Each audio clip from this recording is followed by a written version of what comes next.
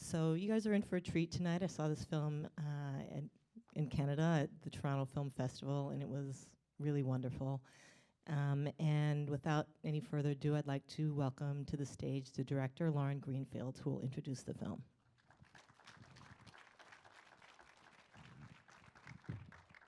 Thank you. Thank you to Doc NYC for having us. We're super excited to be here, and also so excited to see that you're dedicating the festival to Pennebaker. I heard him speak when I was in college, and it made me want to be a filmmaker. So great to have this be in his honor. I don't want to tell you too much about the film other than to say that I began shooting in 2014 and never expected it to take 5 years to complete. But the story and the indomitable character of the former First Lady of the Philippines, Imelda Marcos, took us in directions we never could have imagined at the outset. And what began as a historic tale of extravagance turned into a present-day political story about money and power and the rewriting of history and the fragility of democracy. I want to thank Showtime for giving me the time I needed to complete, for never suggesting I make anything other than the film I envisioned even before I knew what that was, and for not rushing me to finish. I also want to thank my producer and husband, Frank Evers. And if you know any of my past work, you'll see that in some ways this is an outgrowth of it, and in other ways it's a very different direction. And guiding me on that different creative road, I have a few people to thank. Australian journalist Bill Malore, who gave me the idea with an article he wrote, who's here, Bill. And my editor, Danish editor Per Kierkegaard. And also my amazing Filipino producer, Marissa Politan, and an incredible Filipino film team that we worked with over the 5 years. And lastly, I just want to thank the brave people who are in the film outside of the Marcoses, who spoke to me and told their stories, sometimes at their own peril. And one of them is here with us tonight, and so please stick around for Q&A. Thank you, Lauren. Hi, Lauren. And Lauren, I believe you have someone special you would like Yes, to bring up? and I wanted to introduce the former head of the Commission of Good Government and head of the Philippine elections 2016, Andy Bautista.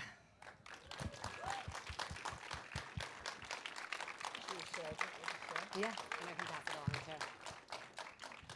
Hi, Andy. Thank you so much for being here with us tonight.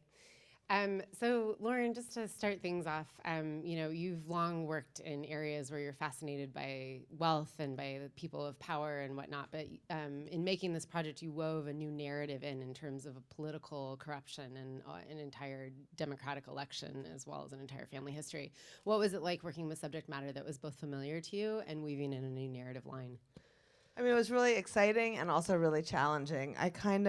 We kind of felt there was an unfolding story that was very interesting, scary, surprising, and we just went with it without knowing if it would really pay off. I mean, we started, even the first interview with Bongbong Marcos, he was such a kind of milquetoast, uncharismatic character that we didn't even know if he would be in the final film. But once I started it thinking it was going to be about this animal island based on this article by Bill Malore, and thinking it was going to be this island as a symbol of the ultimate extravagance. Like, people knew about the shoes, but here was this island that affected living things, these animals and human rights, and to kind of consider the consequences decades later and how an impulsive decision of somebody powerful then has decades of reverberations for the people and the animals. So once the election started going and Bongbong was getting steam, it was clear that there was a more urgent story, which was this really improbable comeback, that this family accused of stealing $5 to $10 billion, thrown out of the country, was coming back, and how could that happen? And so the Animal Island remained a metaphor, but it became, in a way, something kind of deeper and darker about political dynasty and the inbreeding and what the consequences are for the people. And tell us about how you approached Imelda and how you got her to agree to be on screen and what she thinks of the film, if she has seen it.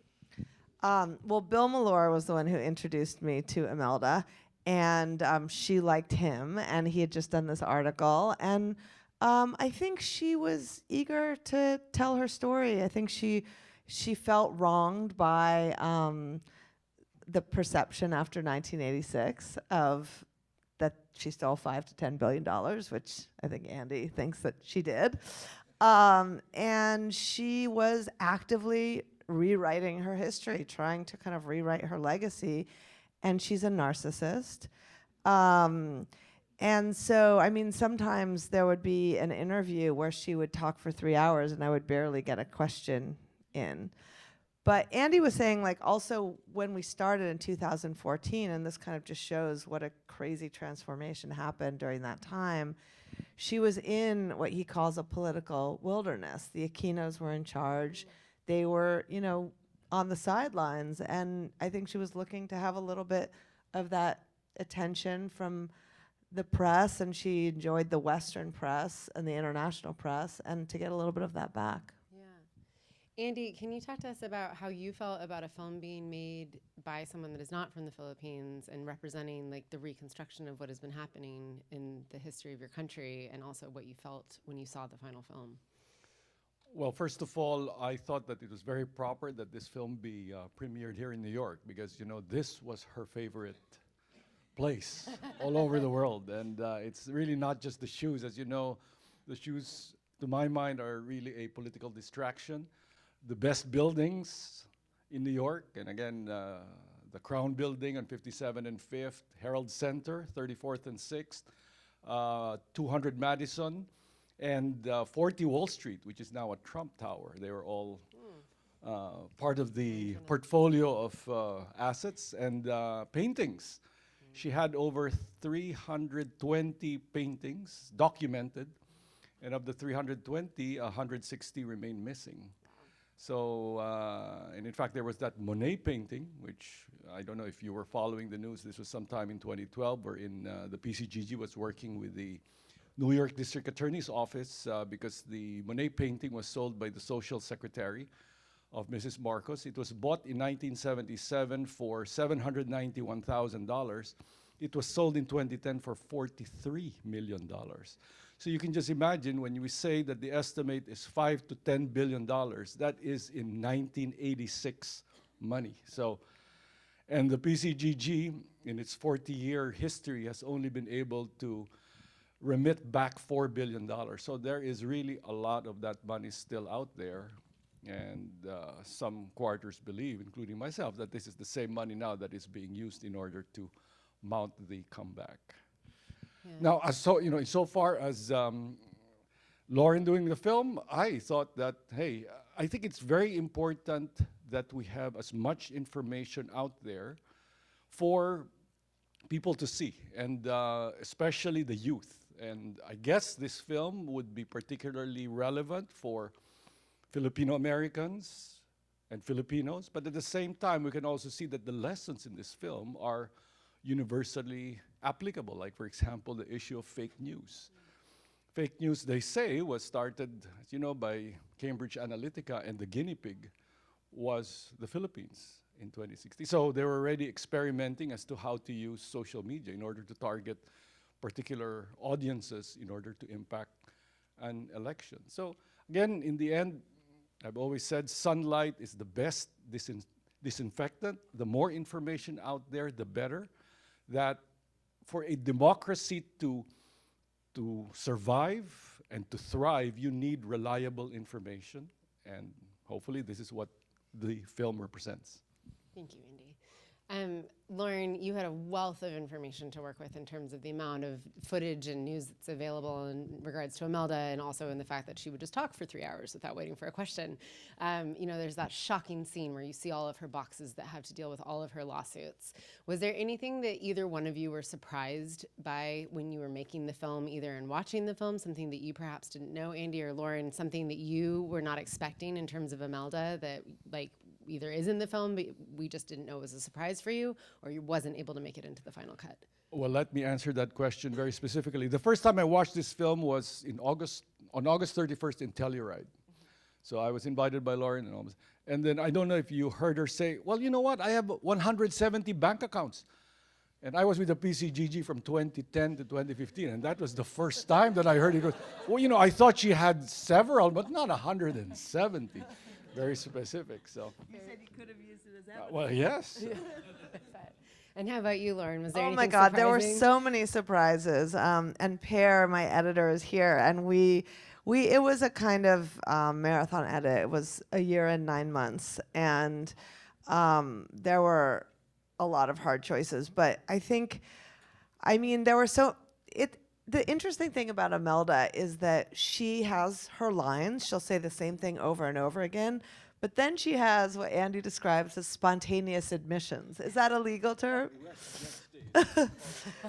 And so she'll just kind of say something like, I was afraid to ask her about the assassination of Benigno Aquino.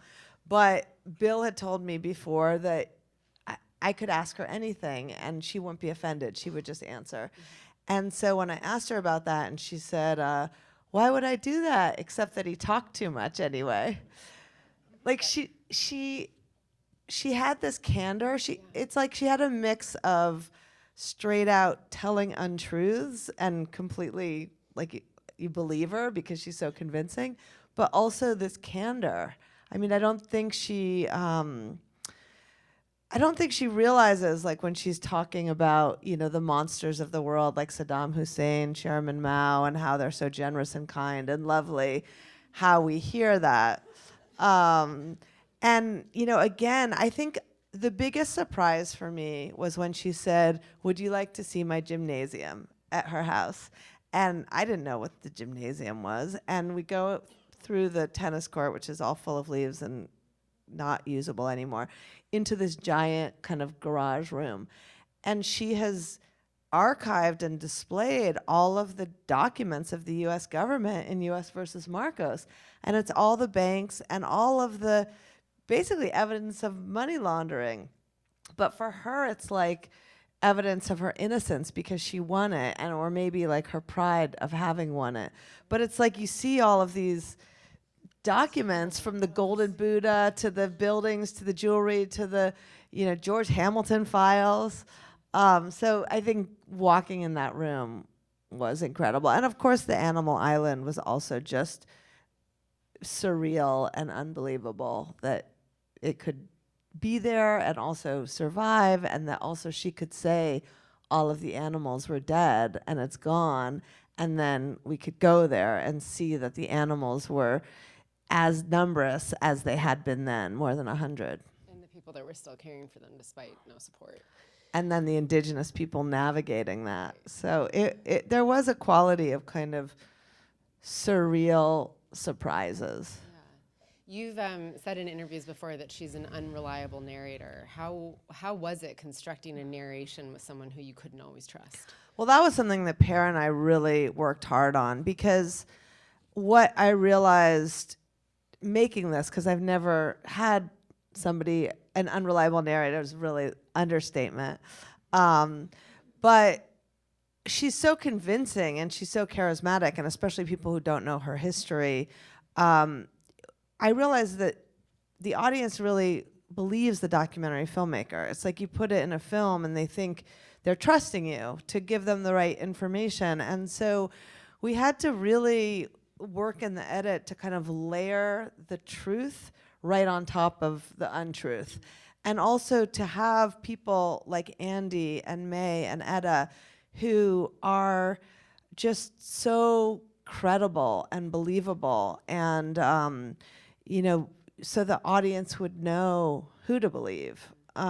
in the interviews, they're different stylistically, like with Imelda, they're ornate, and you see all of her paintings and the gilded everything, and the truth tellers are much more kind of raw and unfiltered and almost look like they're in a safe house or modest surroundings, and so they're just their kind of pure testimonial. I mean, it's fabulous. It's fascinating to watch the construction on screen of her reality while you're also constructing the reality for us. Andy, do you have any comments for us about the recent political changes in the Philippines and perhaps what Americans could learn from it in terms of safeguarding our democratic process and what can we learn from the Philippines and the Filipino people? Well, as I stated, actually I was here November 2016 during the elections, and I was an observer in Washington, and everybody believed that Hillary Clinton was going to win, and then lo and behold, it didn't happen. At least now we are aware, as I said, things that were being experimented on in the Philippines, perhaps perfected there, have been exported here. But at the same time, I think we also recognize that foreign interference in elections has been happening. We've done it. That's right, a little bit here and there, especially in the Philippines. But then again, I think what's important is greater transparency and again, information to people. The big, I would say, difference though between the United States and countries like the Philippines is that, for third world countries, money and resources equals speech, as in real speech, and you can really target certain vulnerable audiences because, again, people can be bought, their votes can be herded. And unlike here, I would like to think that there is a more level playing field in respect of the economics of, say, both the Republican and the Democratic parties. So, but hopefully people have learned from your experience in 2016 and that in 2020 it'll be different. Maybe. If you are interested in learning more about Cambridge Analytica and the election process, we have another film in the festival called The Hack, which is all about that. That's a shameless plug, but if you want to see another film, this delves deeper into what Andy is talking about. We have time for just a couple of questions for Lauren and Andy, if we have any from the audience, right there.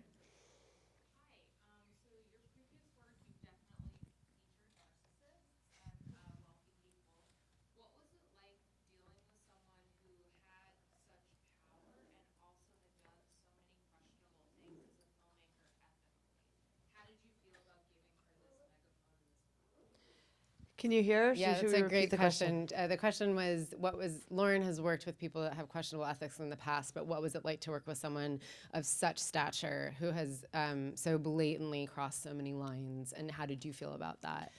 I mean, I think that complexity of her character is what drew me to the story, that she was, on one hand, charismatic, and when you were with her, generous and kind, and yet responsible for the most terrible regime and terrible human rights consequences. And that's why it was so interesting when she was talking about her friends, the other dictators like Saddam Hussein and Chairman Mao.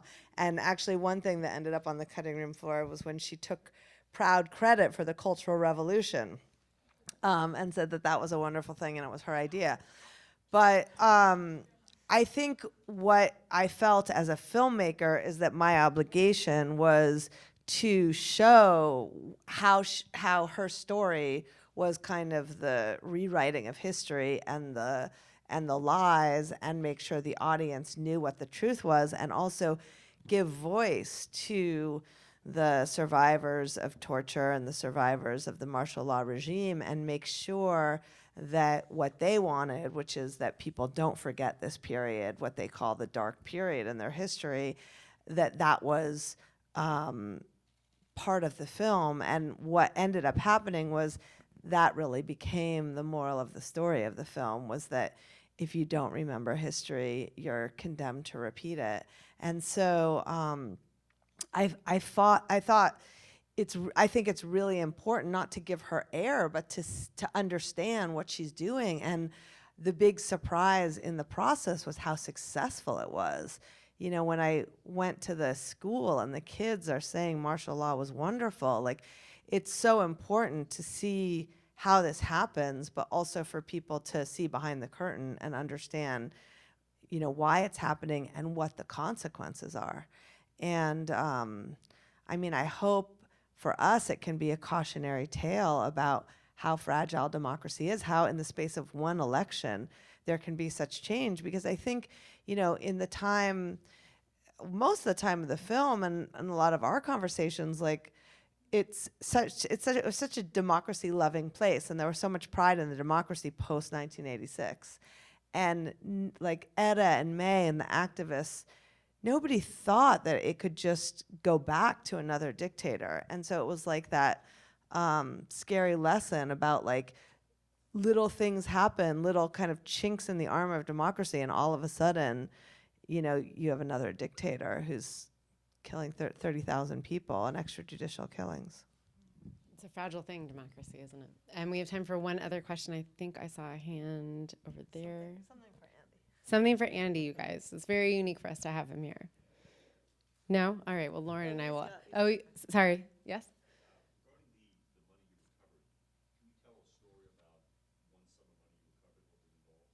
Oh, that's a great question. Thank you. One sum of money? Yeah, so sorry, Andy, just Well, to repeat again, the question yeah. really quickly. The question was regarding some of the money that Andy helped recover from the Marcoses. Can you tell us a story about it? Oh, I have a lot.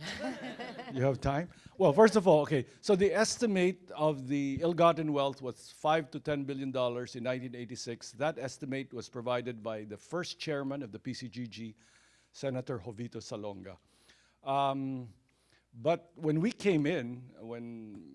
I came in with my 4 other colleagues, we were already in 2010. So this was 25 years after. And by that time, you know, the cases here in New York had already been dropped. The buildings had been sold. A lot of paintings had been sold also. The jewelry, as you know, the diamonds in the diaper boxes, we don't know really, you know, where they went. But aside from that, there were still cash and various corporations and assets that we tried to, well, maximize the return for. In terms of an anecdote, again, well, during our time, really, our main focus was that Monet water lily painting. And that was very interesting. We worked with the office of Cyrus Vance Jr.